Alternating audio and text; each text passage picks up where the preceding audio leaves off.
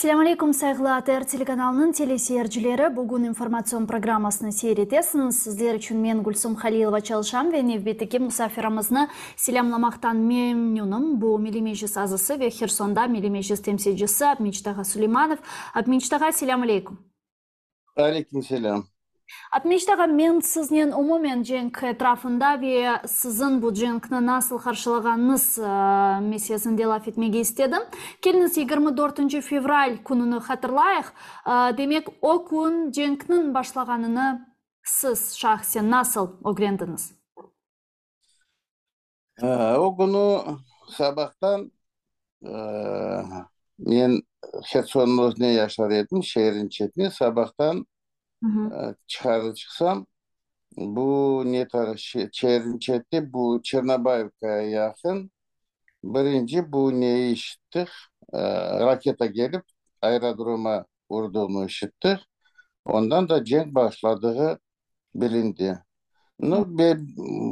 Cenk başladığını bildik ama eskiden aklımızdaydı bu Çangar tarafları, Kalançak tarafları. Mina koydular bizim askerler ve pek tez geçmeye olmazlar deyip düşündük. Ama e, sonra anlaşıldığına göre oralarda adam gibi ne askerler var idi. Bütün minaları da çıkarlar iken pek şaşılacak şey. Bir saat, bir yarım saat işlemin belesem Çongar'ı geçip geldiler Navaliseype geniş tarafa. Bizim tarafa tıkaran geçişe gelir akşama yakın. Olar tıkarancık yolda olara karşı bizim askerler zor görsettiler. Ve onun için o tıkaran akşama yakın geldiler. Aleşki diyen yere eskiden Türüpinski adı onda geldiler. Biz öyle niyetimiz Kherson'dan çıkmaya yok idi. İkinci gün sabahtan laf ettiğimize bakıp adamlarla bize Nikolaev şehrine varmaya gerek idi. Ve biz gittik Nikolaev şehrine. Görüşü olup geçen son men Hasan Abdurrahmanov ve Ahtem Mustafaev Nikolaev'e geldik ve görüşü geçen son belledik Arda kaytacağımız Kherson'a. Ama Arda kaytmaya tırışanda bizi toktattılar askerler. Dediler onda varmağın çaresi yoktur. Ne için desen bu Birislav taraftan Koper'den değil. Koper'de de bizim eski askerler cenk alıp varır dedi. Birislav taraftan dediler Ruslar gelmeye başlayırlar.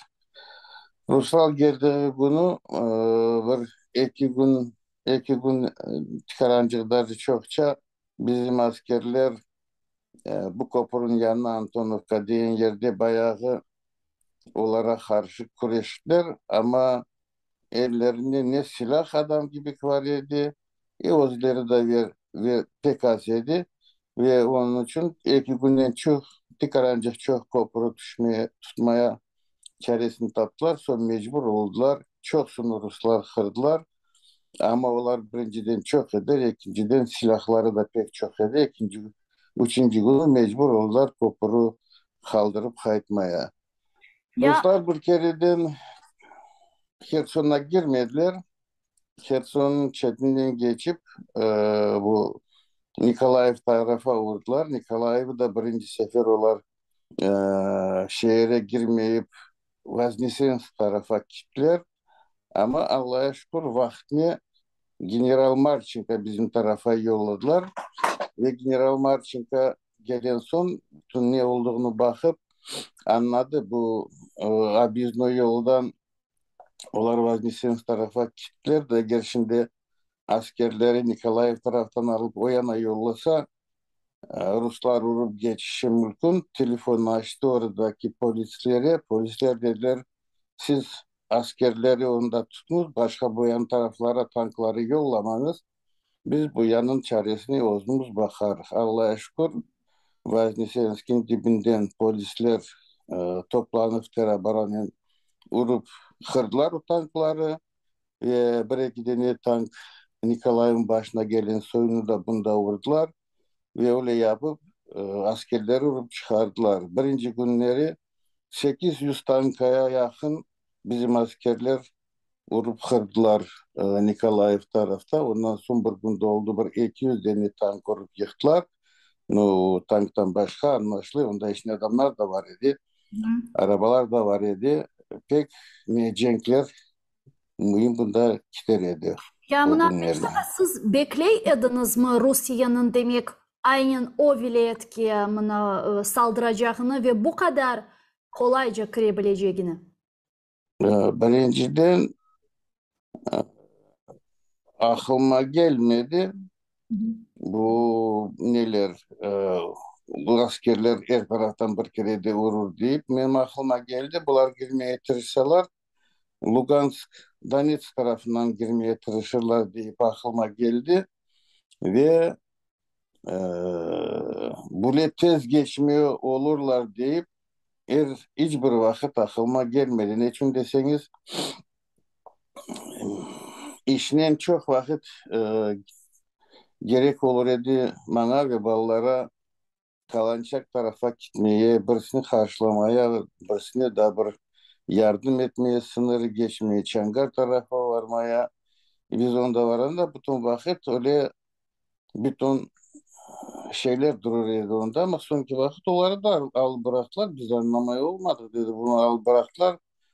Afsus kendi bunlar bir vakit bunda girmeyecekler. Bir şey olmayacak deyip düşünürdük ama biz düşündüğümüz gibi olmadı. Onlar bir saatin içine Gençiska Novalikseyevka'ya yakınladığına biz şaştık kaldık. Bizim taraftan da bu Veliki Kapani'de bizim askerler bir iki saat onları tutma çaresini taptılar ama diyeyim de onlarda pek çok silah yedi. Adamlar da pek çok olduğu için çok tutmaya çaresini tapmadılar. Bu turistler gibi akşam уже bunlar Herson'un dibineydi. Ya sizin fikrinizce ne için bu kadar kolayca demek Rus askerleri o vilayetke kırıp oldular, işgal edip oldular. Yani bundan evvel Rusya'nın böyle bir cenk başlatacağına dair çeşit türlü yerlerden, çeşit türlü menbaalardan ve hatta demek Garbi ülkelerinin istihbaratı aytaydı. Biz bunu biliyorduk. Hatta Ukrayna siyasi yöneticiliği, demek idareciliği Rusya'nın saldırma ihtimali var olganını aytıp ama Kennedy bütün sınırlar koruna deyip açıklamalar yapaydı öz vaktinde. Hem Ukrayna prezidenti, hem müdafaa naziri, hem Təhlükəsizlik Konseyi Başkanı Danil Feylahri. Yani hepsi sınırlarda vaziyet kontrol altında, nezaret altında, rahatsızlanmağa bir şey yok. Kirseler bile ciddi direniş olacak deyip ayta edilir ve fakat Kherson bölgesine nedense Rus askerleri Kırım memuri sınırını geçip kolayca bazı bölgelerini işgal edip oldular. Yani bu neyle bağlı? Kırım'la böyle bir dejavu şahsen siz yaşadınız mı? Kherson'una bakacak olsak. Ben belirtsem birinci çok su söylediler ya. Hepsi söyledi. Bu Amerika taraftan, İngiltere taraftan başka yerlerden çok su söyledi. Rusyalar gelecek. Ben e, bir hafta o gün, bir 10 gün o gün de internette de okudum. Facebook'ta nasıl yerlere uğrayacaklar, ne olacak deyip yazdılar. Ama doğrusunu söylesem birinciden uzun işanmadım o kadar olacağını. İkinciden ben belesim tepedekileri de bellemediler öyle olacağını. Bu birinciden. İkinciden afsus ki bu Kırım'daki gibi satınç da çok oldu bizim tarafta. Birinci günü 24'üne SBU, prokuratura, militsiya hepsi daha Herson'a bir şey yakınlaşmadı. Hepsi Herson'u bırakıp kaçtı. Kuru Terabarona kal dedi. Ya diyeyim de o balların eline e, adam gibi silah da yok idi. Ondan Hacı Unobne Terabarona kim varıp yazıldı. Silah veriniz deyip ne de Kiev'te silah verirler. Bize de veriniz deyip ne kadar yalvarsalar bir şey vermedi. Ben belirlesem bunda satrançılıkta bayağı oldu. Ve Ruslar da belirlediler. Bunlar Herson'a gelseler Kırım'daki gibi bizi bayraklarıyla kabul edecekler. Ama ben özüm de belirledim. Herson'da öyle soyuç Kırım'daki gibi çok çıkacak belirledim ama Allah'a şükür Herson'u hepsiniz internetten ve televizyondan gördünüz. Halklar kabul etmedi Rusya'yı da bayağı vakit mitinglere şeylere çıktı. Ama silahları e, kullanmaya başladıklarından sonra Rus askerleri o kadar adamlar çıkmaya niyetmediler. Bir gün akşam Terabarona orada Tavriski diyen tarafta Balaban bir park var. Terabarona'nın bayağı ballar gecesi bu Rus askerlerini vurmaya çıktılar ama ellerine kuru bir tüfek olan son afsus ki onların hepsini kaybettiler Rus askerleri. Ya Onun mına için Ahmetçi siz ayttınız ki bu bölgede ihanet yani hainlik olğanı sebebinden böyle oldu. Ama bu hainlik ilk günde olğan bir şey değildi. Yani bir iki gün içerisinde olabilecek bir hainlik değildi. Demek ki Rusya bu topraklar üzerinde çok yıllar devamında çalıştı. Belki de Kırım'la beraberlikte çalıştı. Siz böyle düşünüyorsunuz mu? Çünkü hainlik böyle bir iki saat, bir iki gün içerisinde ya da sabahdan akşamga kadar kabul edilecek bir karar değildi. birinciden siz söylediğiniz ben belirtsem doğrudur. Ne için deseniz sınıra çok varmaya mecbur olur edik işten. İki de bir sınırı geçende e, anlaşır edi işte. Kaç adamla arabadan dört adam geçse de birisi çıksa sonra ucuzdan soyana gitse iki de bir askerler Rus askerleri sorar idi. Yani niçin siz ucuzdan dört diye ulaşımız deyip sorar idi. Ben belesem onların arasında da öyle bir çıkaran şey var idi ama bu küçük bir şeyler. Bu minaları yok ettiklerini, bu bütün şeyleri al bıraktıklarını bu balaban bir Hainlik. Ukrayna'ya karşı hainlik yaptıkları. Bunda ben diyeyim de bunlar Zelenski son alıp bıraktı SBU başlığını onda birkaç denesini kotarıp attılar. Ama ben belirtsem bu şeyleri şimdi o kadar netmiyorlar Cenk olanda. Ama Cenk bittikten son Allah kısmet etse de yakında öyle şey olsa bu şeyleri yaxşı bakmaya gerek de ve bütün kim bu hainlikleri yaptı çıkarmaya gerek. Bu minaları şeyleri e, onlar askerler girecekti. Uzak vakitte değil, onlara girmesine yakın vakit kalanda alıp bıraktılar. Köprünü patlatmağa imkan var edi de köprü patlatılmadı dep aytalar. Köprü meselesi No, etrafında ne düşünüyorsunuz? m, Kopur için çok şey söylemeye olmayayım doğrusunu söylesem. Birinci kopur için, Çangar kopuru için onda yazdılar idi bir bala özünün beraber Çangar kopurunu patlattı. Avut Antonovka'daki kopuru patlatmadıklara men özüm şaştım. Men belesem kopuru patlatışları gerekediler. Niçin deseniz kopuru patlatan son orada Dnepr özeni pek bol. Bir kilometreden de büyük geçmesi onu öyle yengil olmayacak idi. Bu Antonovski kopuru patlatmadıkları bir Darivka taraftan olar kopuru geçtiler. Onu da patlatmadılar. Kakhovka taraftan olar geçtiler. Birinci Cherson'a yakınlaştılar. Imенно Berislav taraftan Kakhovka'daki kopuru geçmeye gerek. Darivka diyen yerdeki kopuru geçmeye gerek. Bir kopur patlatılmadı.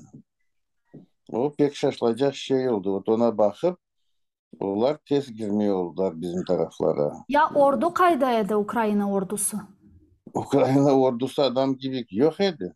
Hı hı. Ukrayna ordusu diyeyim de bu turistik gibi geçip gelirler Nikolaev'a.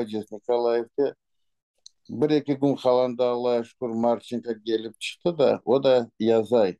Ben gelende de adam gibi Nikolaev'de bir hazırlık yok idi. Gelip gördüm Hepsi nasıl panik olduklarını, ne yapacaklarını bilmeyip şehrin içine oturduklarını söyledim de siz şehrin içine ne oturuyorsunuz? Şehre giren sonoları toktatmaya kıyın olacak.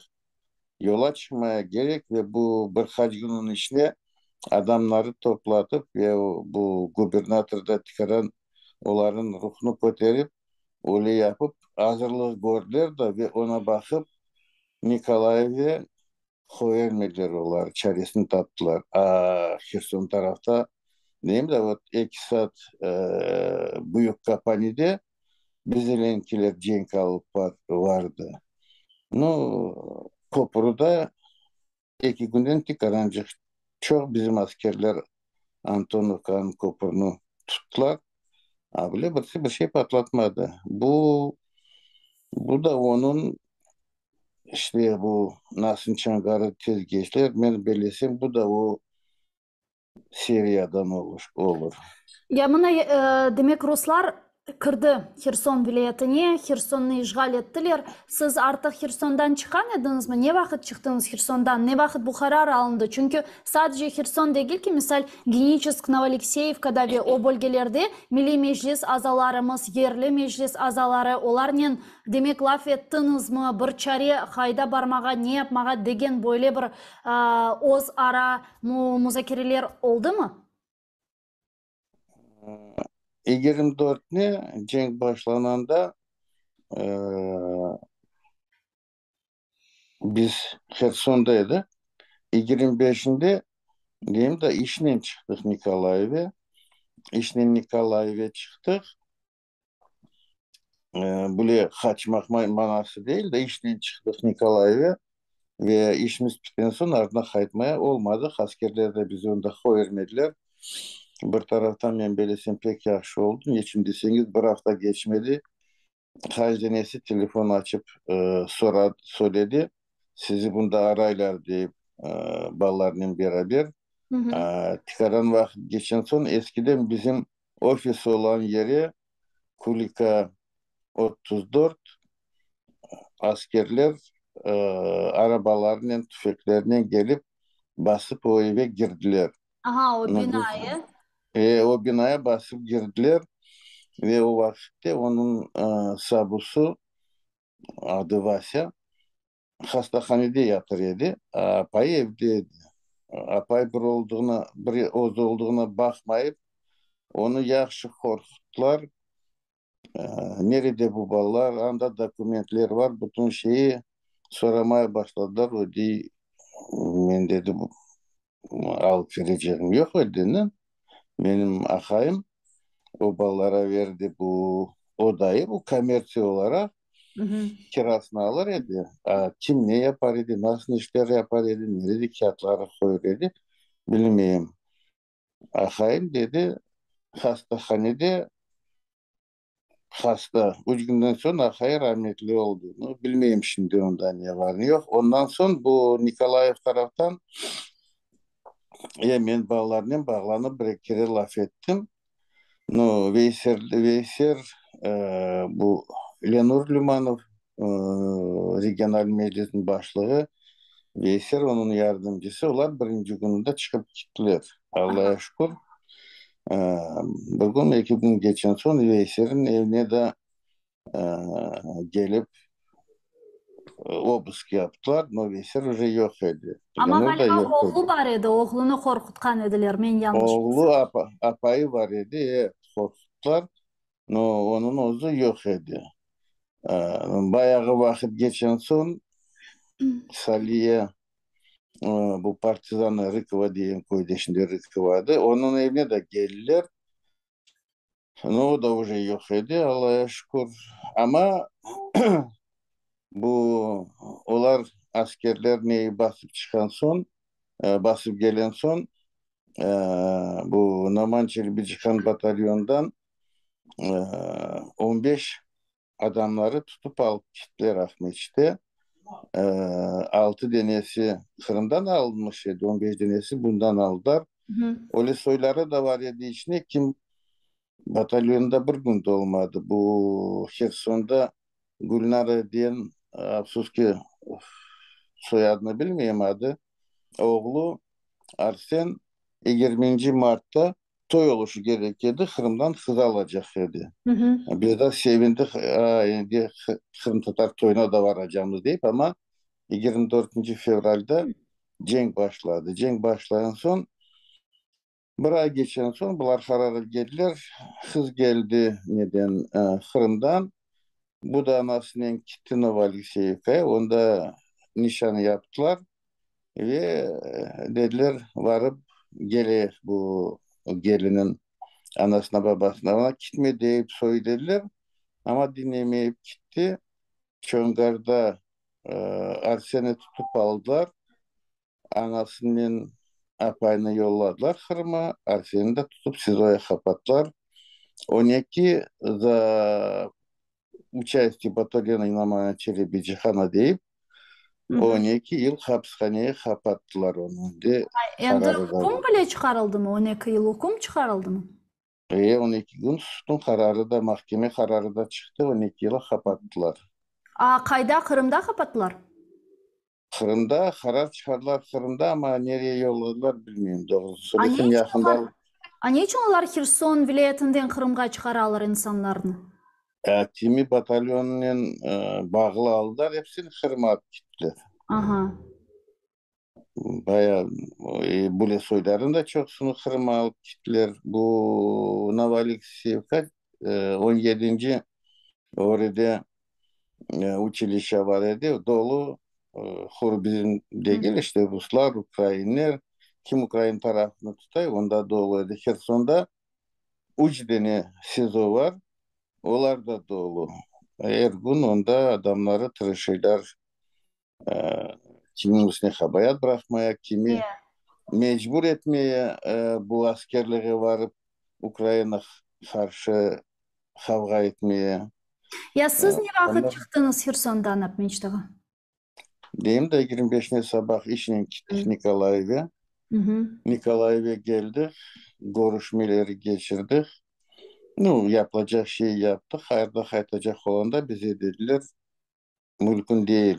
Hayırda kaytmayacaksınız. Ne için deseniz onda varsanız sizi tutup alacak diyen son biz tırışmadık. Onun için bütün şeylerimiz onda kaldı. Ben Allah'a şükür bugün yiyeceğiz laf etti. Allah'a şükür bir sigiri bir şey öyle etmedi.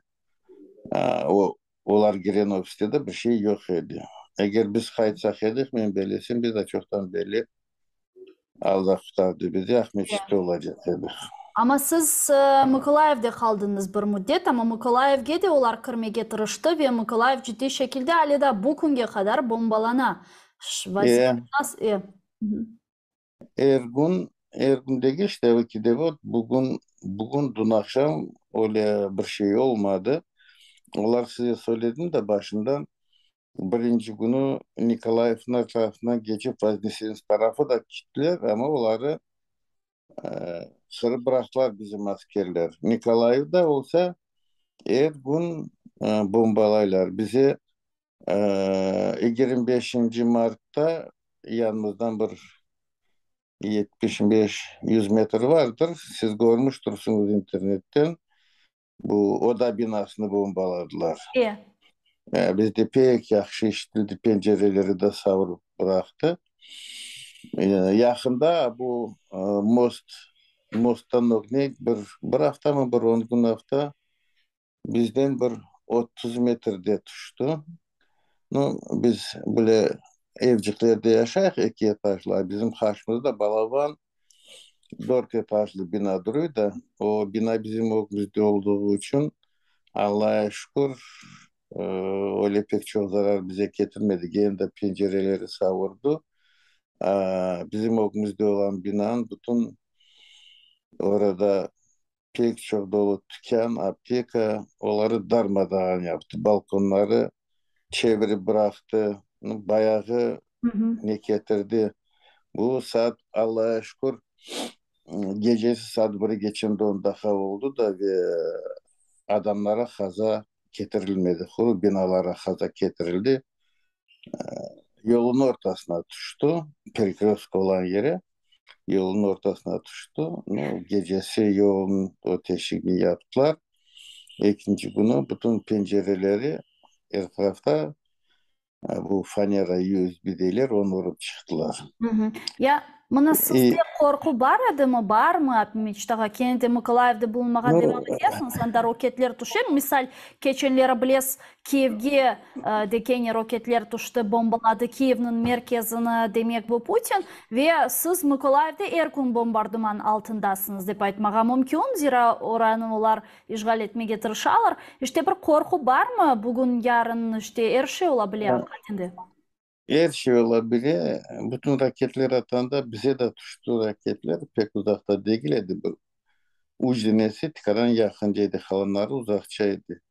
No, eğer ben desem de bir şeyden korkmay desem o yalan olacak birincide. İkincide ben belesem bu vakitlerde korku olmayan adam yoktur. Ama e, birisi korktuğundan bırakıp kaçıyor. Birisi o korkusunu bakıp basıp oturan yerine oturuyor ve biz hepsimiz biri. Bütün şey Allah'ın eline bizim başımıza öyle yazılmış olsa öyle de olacak. Biz Allah'tan geldik Allah'a da kaytacak ya Allah'a şükür. Bugün de diyeyim de bu bir tane böyle pek yakın 30 metrede olarak bir tanesi düştü. Bu bina bizi kurtardı. Biz bunda saklanıp oturduğumuz yok. Elimizden geldiğimizi yapmaya çalışıyoruz. Askerlere birkaç kere plov pişirdik edik, samsa pişirdik edik. Son humanitar yardımları bayağı yaptık. Bu meclisin koordinasyon sentri Lvov'da olan yerden İlvin Kadırov bize bayağı şey yolladı, getirdi. Bu ilaçlar, bu kapelnitsa sistemler, e, aş, yemek produktları biz hem askerlere bu bizim her tarafta olan bu kimin tikadan bilir, kim kıyın ahvalda olduklarına yardım ettik. Ondan sonra ballar Eldar diyen bir bala, men oğul Eldar'ın da bir dostundan neler getirdiler ediler. Bandaj, turniket, o şeyleri biz Ogdeki olan askerleri alıp gidip verdik edik. Hastahaneye ilaçlar alıp gidip verdik. Bayağı ilaçla gene de Og'e yolladık. İkide bir bizim ballar bunda geliyor. Serежа Kostinski, o'z ballarının Elnur Ahmetov'un yakında neden Lilya Hanım Belgiyadan Türk dostlarından bağlanıp bize termobilyo yolladı. Bu Şarfik termobilyo Naski. Onları yolladık. Şimdi biz de bunda orada çalışıyor. Sait İsmagilov onlara yolladık. Son, bu da gene de Serojan ballarına yolladık. Bunda poliste bir iki balamız var onda yolladık. Şimdi e, bunda da bir beş altı bala var idi Nikolayev'da Tatar ballar Kırım'dan geçen. E, bir talayını yolladılar Zaporojye tarafı onlara da yolladık. Şimdi yakında birkaç gün dam almaya gitti. Niye Lvov tarafa. Bir davdiyen balamız da gelecek o Slavyansk tarafta. Ona da yollayacağımız işte elimizden geldiği kadar yardım etmeye çalışıyoruz.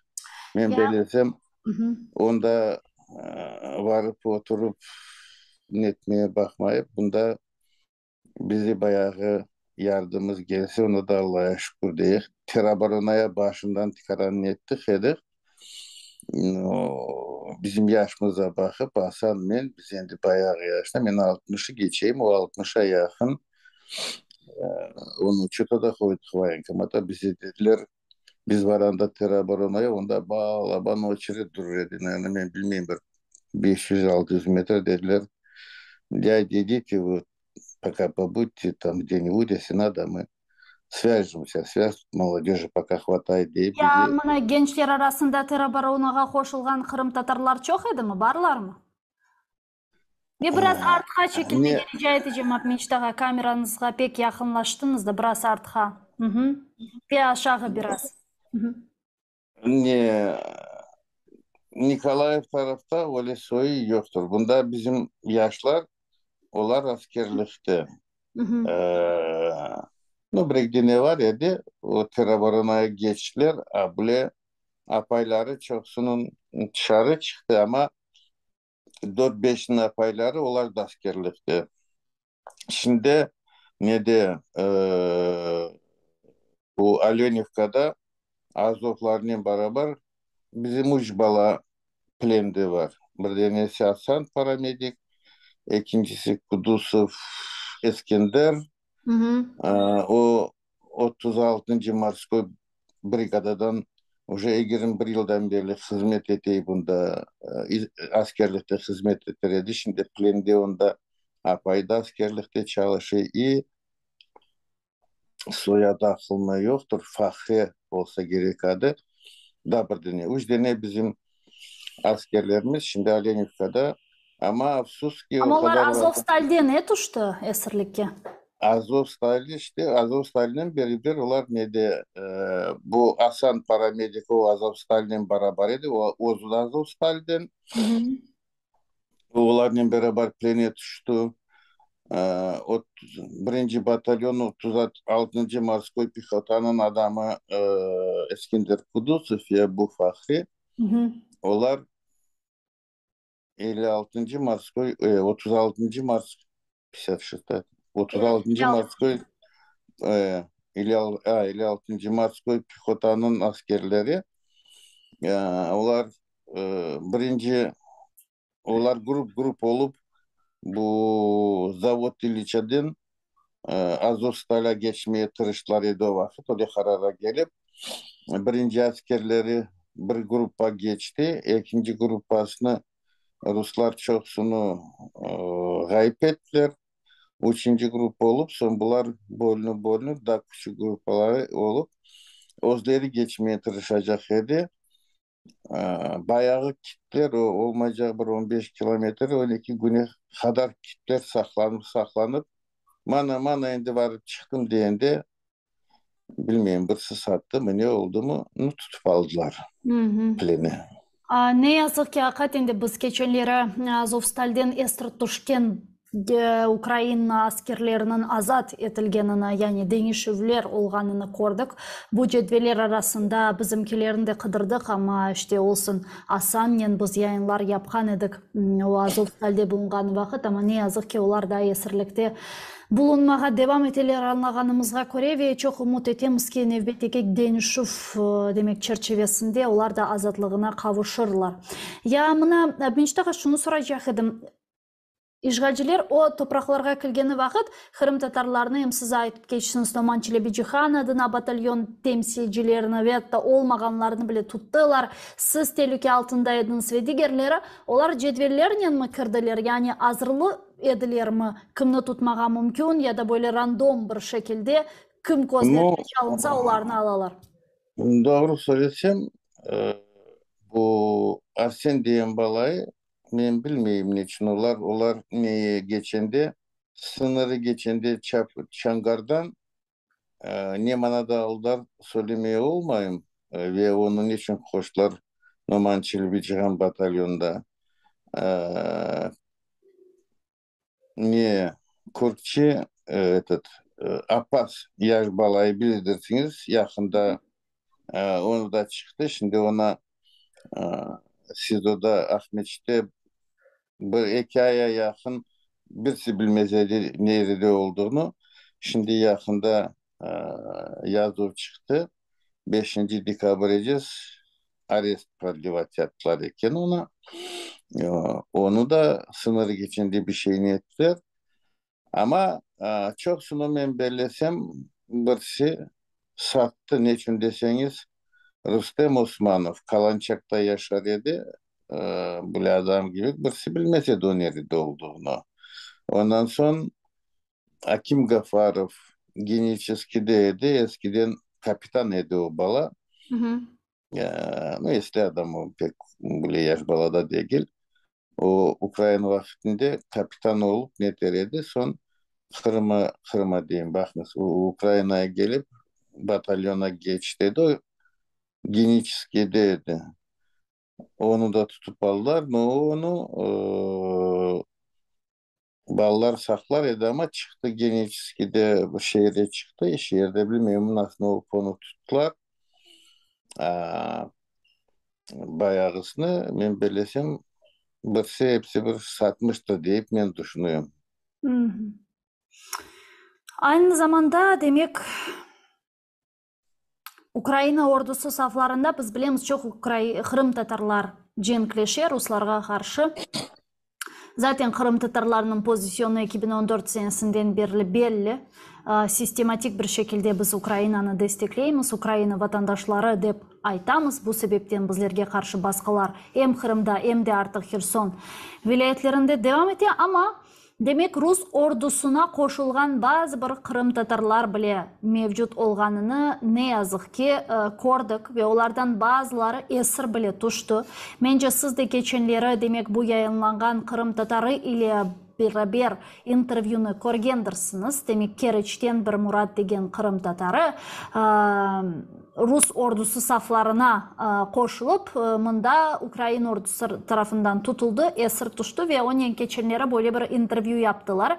Anda işte neden geldin, ne sebepten geldin, ya sen Kırım Tatarsın da nasıl edip Rusların tarafında savaşabilirsin, şerefin yok mu degen böyle sualler de verildi.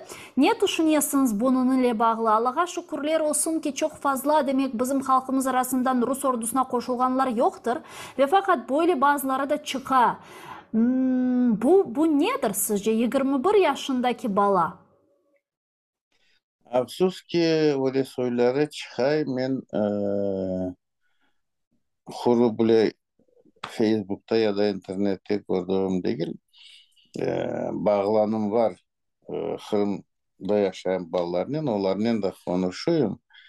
İyi afsus ki öyle soyları var. Endi bu kara eski çuvalının ketiren soyları da var Kırım'da içlerinde. Hı hı. Ama halk olarak Kazaklar diyen gibi Simyeni bir zor da Evet. halk olarak bizde de öyle soylara çıkacak. İstesek de istemesek kuru bu balay televizyonda bu intervyusunu görende adam anlay. O no bir Abadov gibi bir bala ne o tarihini biliyor, kim analarını babalarını çıkardığını bilmeyi, ne için geldiğini bilmeyi, ne için cenk ettiğini bilmeyi, meclisi karantanı iken ama kimdir Rifat Çubarov ya da Mustafa Cemilov onları Öyle mi? bilmeyi. Yani bu E, ben de bilesem o, işte bu nasıl olabilir? Yani bir Kırım Tatarı olup Kırım'da yaşayıp Mustafa Cemilov kim, Rifat Çubarov kim bilmez mi insan? Yani ben e, şaştım bu kadar a- bilgisizlik ki.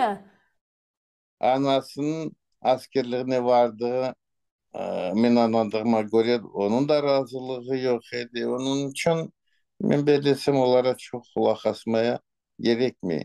Bir taraftan Mulkun bu jurnalisti sogmaya ama ikinci taraftan ona sualler verip bu görsetti. Bu bala aynı dersin öyle bir koydu yaşadığı etrafına bir şey yok idi. Kuru Kazaklar dedi çocukların içine oldu da bir şey bilmeyi para kazanmaya tıkanan dedi vardı kontraka düştü.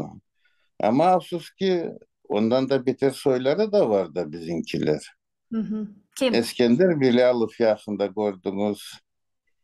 O, prezidente hol tutay, bütün şey yapay. Yakında Facebook'a çıkardılar. Nasıl Rus askerlerini aşattı.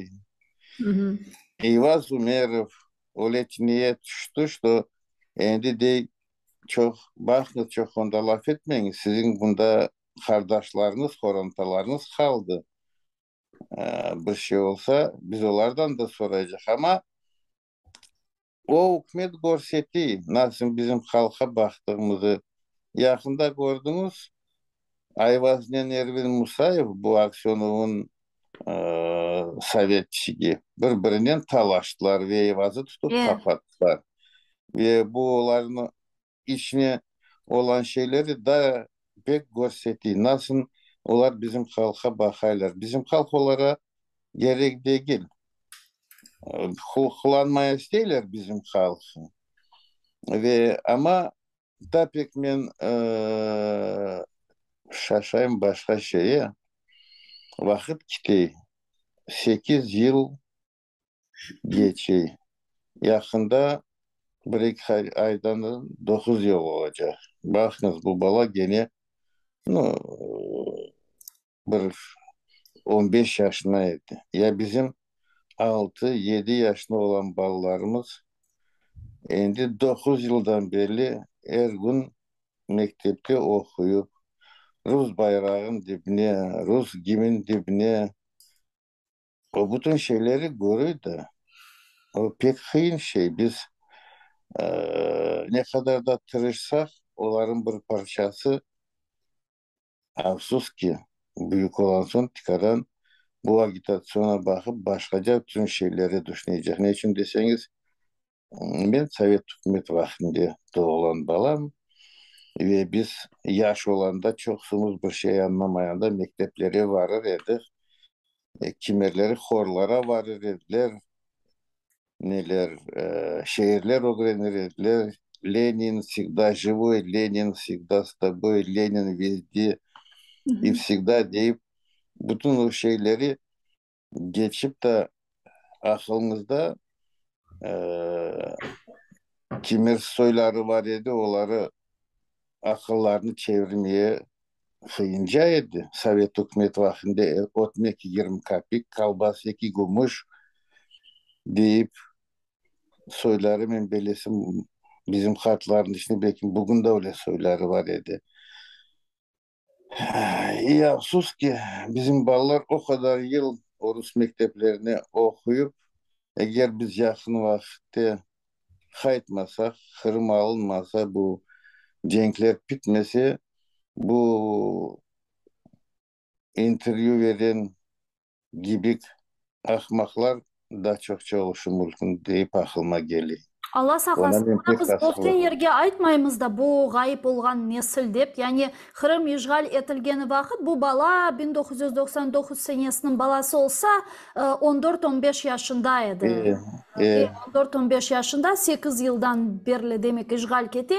Tabii 14-15 yaşında hepimiz olduk. O vakitlara çok da böyle demek büyük bir zekanın çoğusumuz ayrılmaydı ama Kene de 8 yıl devamında Kırım işgalinde yaşamağa, o kadar yapılganlarını korup de hatta sürgünlük hakkında bir bilgiye sahip olmamak bu menimce çok şaşırtıcı bir şey ve mında ana babasının da üzerine mesuliyet düşüyor. Yani mında daha çok balanın kabahati değil de ailenin kabahati var mı? var. Yok demeyin çaresi yoktur. Ben belirlesem birinciden bu Oz ailesinde, Oz evinde bu şeyleri işitişi gerekirdi. Ben aklıma balalık olanda birisi Kırım'a biz Özbekistan'da yaşayanda Samarkand'da Hı hı. birisi Kırım'a varıp gelse bizimkiler toplanır edilir, başlar edilir laf etmeye, onu bunu söylemeye biz de ballar olarak kulağımızı buraya koyup bütün vakit dinlerdik. Ondan son bir iki şeyler aklıma ben daha küçük olanda e, bu toplaşmalar 60. yılların sonuna geçirdi. Roland Kadıyev'in grubu Samarkand tarafında pek çalışır idi. Biz de küçük bala olarak e, bizim hartlar neter idi. Bağlar çetinde yolun çetine yürümüz da eğer bir şey gelecek gibi bir şey olsa da haber edersiniz derdi. Biz bu söyledikleri gibi ana sütünden beraber bu vatan duygusunu bu bütün şeyi yüreğe alır edik ve e, Kırım'a gelen son da o sorantamızda Oz ballarımız ne bu bütün şeyleri her vakit laf ederdik. Hafsus ki 14. yılda işgallik gelmeyince bize de Ukrayna yukarı oturan adamlar da pek yaxşı bakmaz dediler. Hı Olsunuz hı. bilirsiniz. Her vakit Ukrayna onları askerleri Kırım'da bizim mitinglere karşı Ogrenev uçen alıp varır ediler. Kuru işgallik gelen son da bizim halk satılmadığını görülen son bunu akıllarına getirmeye başladılar. Onun için ben diyeyim de biz de halk olarak bizim işimizde de öyle şey çıkacak ama tıkarancık birisi düşünse 2,5 bin ezbu askerlerinden 250 tane Kırım'dan çıktı. 10%. 90% kaldı onda. Ee, Kırım'da o vakit 2,5 milyona kadar e, adam yaşar idi. 1200 Rus. Onlardan 3-4-5 bini Ukrayna tarafına tutsa kalanı Rusya karşıladı. 700'den çok Ukrayna milletinden var idi. Onlardan 5-10 bin Ukrayna tarafına tutsa kalanları hepsi Rus tarafına geçti. Ha, bizim halkımız 100%'dan 100%'ten eğer bilmeyin bir ekip uç al hepsinin çok prosent faizi onlara tikaran bile yaxşı baksa bakar idi. Ha, kalanları bugün ecez çoksu Ukrayna tarafını tutaylar. Ama afsus ki eğer Kırım'ı alanda bizimki hükümet karan kol tutsaydı da biz e, onlara karşı çıkmaya çaremiz var idi. Tем более что bu Привальный tarafta askerler cenk etmeye razı ediler. E, Морская пехота в Kefe'de razı edi. Kerçinski desant güreşmeye razı edi. Hı hı. Ama siz hepsiniz aklınızdadır. Biz silah da soradık. Bu eski Kırım çetinde bu Sudak'tan geçen yerde yol dibinde her tarafı ek tarafları dağlar ve yol dibde olduğunu bilip akla getirip 10 tane granatomet soradık. Ne için deseniz atlarının orada gelip 200 dakikanın içine bütün kolonayı yandırıp çıkıp gitmeye mümkün idi. Ama bize dediler nельзя. Hı. Nельзя вам давать оружие, никому мы не даем оружие deyip söylediler. Eğer Kırım'da böyle şey ben bileyim bayağı sırayıp olacak ama Kırım'da böyle şey olsa ben belirlesem bugündeki ne Cenk olacak idi, ne Lugansk, Donetsk olacak idi. 70 adam gelip girdiler iki binaya. Birinci Ruslar basanda Ahmetçik'te pogраничный meteorolojik центр var idi. Hı Orada hı. Onlar silah da kabul etmediler. Kullandılar ve старшина Kokorin'i öldürdüler. Onu öldüren son anladılar, что bir çatal bir şey yaptılar da ve Ahmetçik'ten 10 kilometre dışarı çıktılar.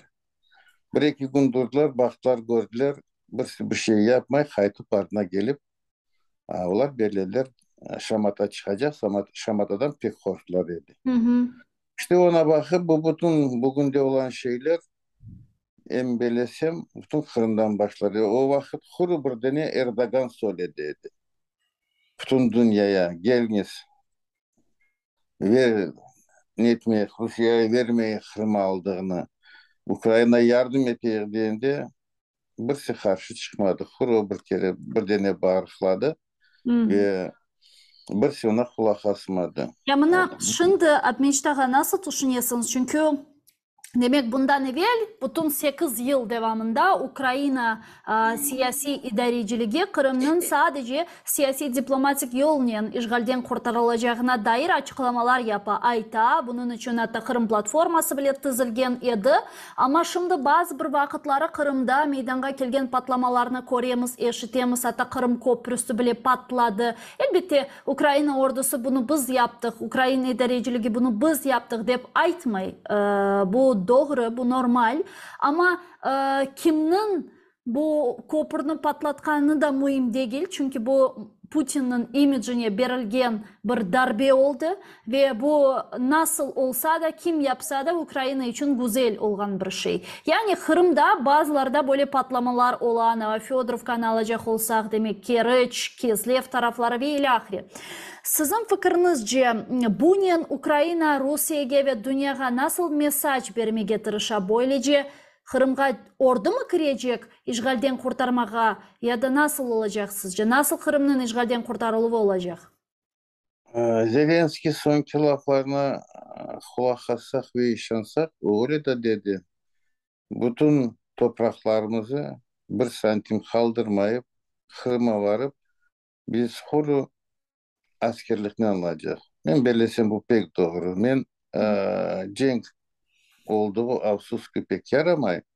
Ama bunun sonu oluşu gerekirdi. Ya ona ya buna. Biz e, Ukraynları, Ruslara, başka milletlere bakıp değil de biz bütün tarihimizi pek yaxşı biliyoruz. Nasıl eskiden da Yekaterin vakitten bizim halk pek işanç ediyor. Bir söz verse onu tutar idi. Çok da kağıtlar lazım değildi.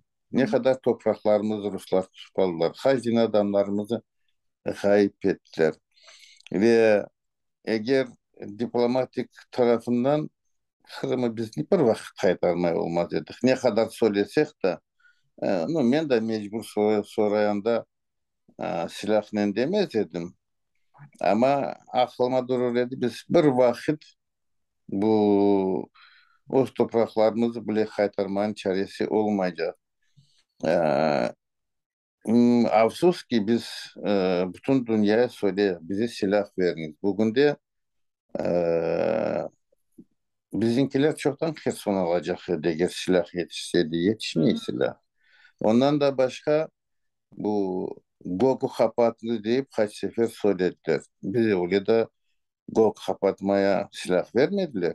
Amerika ne dedi? Bakınız Palestina İsrail'e yandıranda Железный kupol yapaylar. Bir türlü raketler geçmiyor olmayı İsrail tarafına. Niçin bizden mümkün değildi onu yardım edip onu yapmaya? Bilesizlar NATO, nasıl NATO anlatıyorlar? Eğer misal olarak onlar gökyüzünü kapatsalar bu demek yani ne vatandaşlarımız anlaması için gökyüzü kapatmak bu demek ki Rusya'nın atılgan bütün roketlerini demek bu vurmak. gökyüzünü kapatkan ülkeler NATO misali olarak gökyüzünde patlata. Bu demek ola ki demek NATO ve Rusya arasında bir artık çatışma ola. Belki onlar bundan korkuyorlar. Bakışlarınız beni. Ya Suriye olanda, Libya olanda, e, başka yerlerde niçin giriştiler? Orada da Wagner var idi. Orada da Rus askerleri var idi. Orada da tırıştılar da netmeye. Hı hı. Anda 200 gün olar nükleer silah yok idi onun için. niçin yok idi? Her şey var idi onda. Ofitsial yok idi. Ofitsial Ofisyal Ukrayna'da yok. bizden cenk. Ofitsial Ukrayna'da bizden cenk yapmaydı. Bugün necesi yapmıyor. Onda специальная военная операция gitti. Cenk gitmeyi de bizde Rusya'ya baksa. Hı. Ama hepsi anlay. Gribauskайте Litva'nın eski başlığı söyledi de niçin siz o yanda bütün yere girişinde aklınıza gelmedi? O NATO tarafları olmadığına Ukrayna'ya gelince aklınıza geldi. Bakınız bugün de eee, ne Allah'a şükür bizimkiler tıkaran o normal silah geldi. Kaç tane bu İranların Şahidin bespilotniklerini vurup yıktılar. Eğer gün bir 10 deneden çok vurup yıkaylar. Hı hı. Deyim de eğer maili GOG'u kapatmadıkları o bir tarafı ya silah vermeye mümkün de silah da adam gibi vermiyorlar. Verirler 3, 4, 5 tane Siemens o nedir o? 1000 kilometre yakın askerler duruyorlar her tarafına Ukrayna'nın. O nedir o 5-6 tane Siemens? Ondan da başka şimdi Zelenski kaç kere teklif etti. Miratvorческий askerleri gidiniz Belarusya tarafından da e, garanti olsun oradan askerler girmeyecek diye Hı hı. birisi yardım etmeydi, gidirmeydi. Ya ne için Bu buna da sizin fikrinizce? Bunların sebebi nedir? Ve gene de biraz artqa çekilmenizgini rica edeceğim Mecit'e. Aha. sebebi sebebi o başından belliydi. Birinci birkaç gün bize birisi yardım etmedi de Rusya dedi de 200 günde Kiev alacağımız diye. Baktılar gördüler 200 günde Kiev alınmadı. Ondan başladılar. Ondan sonra başladılar tıkaran yardım etmeye. No, manasını şimdi silah milah vermeye manasını yaparlar. Bir kereden Rusya'yı vursa bu knopkaya basacak diye. Ha, knopkaya basmadan onlar korkmaylar. Onlar da öyle silah. Ondan da çok. Hem o knopkaya bassa da o Amerika'ya basmayacak ya da Almanya'ya. O bize batacaktı. Hı Onun hı. için bu mebellesin boşlatırlar. Yavaş yavaş kaç adam bizde ölüyor, kaç adam yaralanıyor. Mebellesin ona pek çok kulak asmaylar. Onların işi gücü bize tıkaran silah vermeye de biz onları uğrayak da bu yavaş yavaş bu Putin'i bastırıp Rusya'yı bastırıp Rusya bölünüp gitse o da onlara gelişi ama bir kereden bölünse hepsi anlay bütün eskiden olan Sovyet hükümetine şimdi olan Rusya'da çok yerlerde cenk başlayacak. Bugün de görüyor. Kırgızlar Taciklerle, Kırgızlar Üzbeklerle, Azerbaycanlar Ermenilerle. Ha, bir kereden Rusya yıkılsa daha çok olacak. Biz yarın degili bir gün kuvvetleri az olsa Dagestan gördünüz ne yaptı? Mobilizasyayı toxtattı onda. Evet. Çeçenler men bellesem hazır duruylar yarın degili bir gün çaresi olsa o zetanı kaytarmaya. Yeah, İnguşlar men Ramzan'ın belli. başına çökmegi. Ya mına, Ee, ya Meçtaga 2 dakikamız ne yazık ki var, çok vaktimiz kalmadı. Sizce ne kadarga böyle faktorlarını көз өгіне alacak olsak bu cenk devam edebilir? Ne kadar da? Cenk devam etti. Birinciden bağlı nasıl bize silahla yardım edecekler. Ben söylemeyeyim bu Железный Купол, Mirotvoresler ya da bir şey. Birinci silaha bağlı. Ne kadar normal vakti silah verseler o kadar cenk tespit edecek. Biz bunda belirledik. Bir iki üç ayın içine Kherson kayıtacak ama şimdi yarım yıldan çok geçti de Kherson kayıtma. Bizim tarafta bu Rusların hepsinden zor askerleri duruyor. Desantlikler şeyler ve bugün de biz anlayız pехота çok kişi birinciden pехота değil de artilleriye yapar. Hı hı. Ve öyle şeyler Siemens gibi tankları bu Almanya taraftan başka taraftan ve ondan da ne uçaklar bizde adam gibi uçak yoktur. Eğer onları normal verseler bu 2003 ikinci yılın sonuna büyüküm değil de o 2003. yılın başına bitişi mülkün Hı. eğer verseler o silahları Anlaşıldı. ama vermeseler bu çözülecek uzağa. Büyükten büyük teşekkürler. Çok sağ olun Meçtaga. Yayınımızga Siz de bağlanıp sağ olunuz. cevap bergeniz için növbеттeki yayınlarımızda görüşkенce. İnşallah. Sağ Milli olun. Meclis Sağ olun. azası ve Xersonda Milli Meclis temsilcisi Abmecid Süleymanov bizle canlı bağda edi sayılı arkadaşlar atayırlı olunuz görüşkенce. Sağ olunuz Abmecdağa. Allah razı olsun. Siz На de sağ olun. связи. Берегите себя. Sağ olun.